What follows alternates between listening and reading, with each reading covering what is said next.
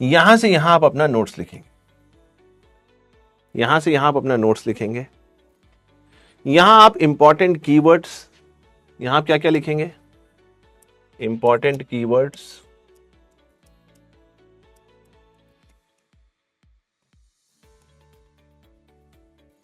अब आप बोलोगे सर ये पोर्शन आपने 40% खाली छुड़वा दिया, ये तो इसका क्या मतलब है? अब ध्यान से समझो, ये पोर्शन है जब आप रिवाइज करोगे। पहले तो आपने शॉर्ट नोट बनाया, यहां से यहां तक लिखा।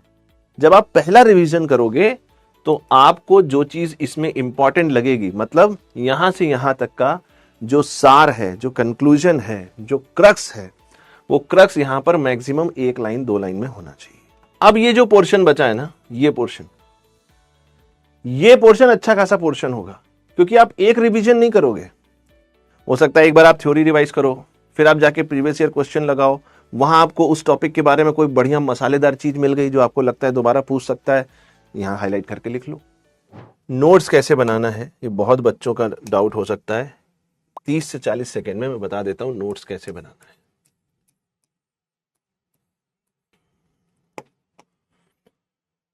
मान लीजिए आपके पास जो नोटबुक है, रजिस्टर है, वो कुछ इस तरीके का होगा, ठीक है।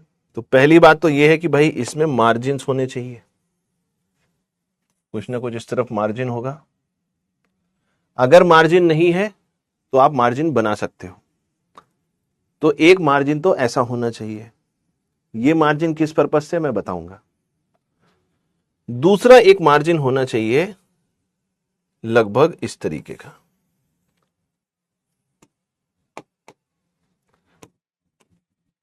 ये एरिया होना चाहिए लगभग 20%। ये जो एरिया है ये 20% होना चाहिए पूरी विड्थ का, ये जो चौड़ाई है इसका 20% होना चाहिए। और ये जो एरिया है ये लगभग 40% होना चाहिए। किसका? इसकी जो पूरी लेंथ है, इस लेंथ का लगभग 40% ये होना चाहिए। यहां से यहां आप अपना नोट्स लिखेंगे, यहां से यहां आप अपना नोट्स लिखेंगे। यहां आप इंपॉर्टेंट कीवर्ड्स, यहां आप क्या क्या लिखेंगे, इंपॉर्टेंट कीवर्ड्स,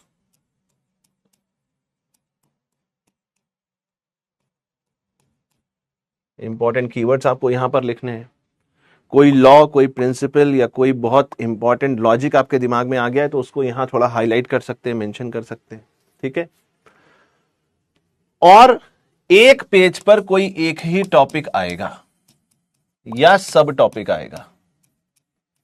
ये गलती कभी मत करना कि एक ही पेज पे खिचड़ी बना दी, एक टॉपिक इधर आया फिर यहां लिख दिया, ऐसे भर भर के लिख दिया, भर भर के, पन्ने बचाने के चक्कर में।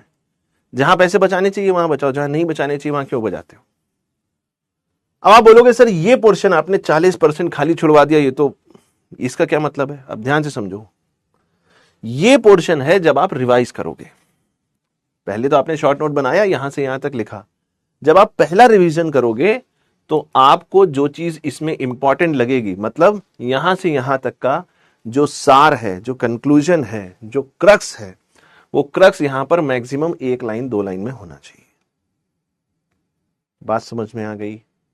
पहली बात। दूसरी बात, अब ये जो पोर्शन बचा है ना, ये पोर्शन अच्छा खासा पोर्शन होगा, क्योंकि आप एक रिवीजन नहीं करोगे। हो सकता है एक बार आप थ्योरी रिवाइज करो, फिर आप जाके प्रीवियस ईयर क्वेश्चन लगाओ, वहां आपको उस टॉपिक के बारे में कोई बढ़िया मसालेदार चीज मिल गई जो आपको लगता है दोबारा पूछ सकता है, यहां हाईलाइट करके लिख लो। आप कोई किताब पढ़ रहे थे, कोई रेफरेंस बुक पढ़ रहे थे, आपके टीचर ने आपको कोई नई चीज कभी बता दी, भाई कुछ ओवरलैपिंग एरिया भी होता है ना।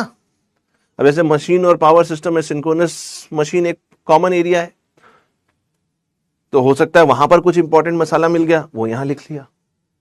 तो इस तरीके से आपको शॉर्ट नोट्स बनाने हैं।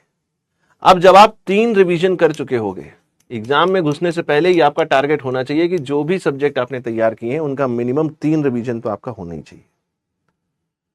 तो जब आप 3 रिवीजन एक कर लोगे और जो फाइनल रिवीजन करोगे उसमें आपको सिर्फ ये पढ़ना है, फाइनल रिवीजन में। कितने लोगों को मेरी बात समझ में आई? कितने लोगों को मेरी बात समझ में आ गई कि नोट्स कैसे बनाना है? अब आज के बाद तो मेरे ख्याल से कंफ्यूजन